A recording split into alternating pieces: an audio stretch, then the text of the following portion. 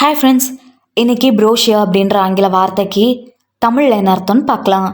ப்ரோஷியர் ப்ரோஷியர் இந்த வார்த்தைக்கு தமிழில் என்ன சொல்லுவாங்கன்னா மடிப்பு புத்தகம், விளக்க புத்தகம், சுருக்க விளக்கம். இன்னும் நல்லா புரிஞ்சுக்கிறதுக்கு 2 எக்ஸாம்பிள் சொல்கிறேன்.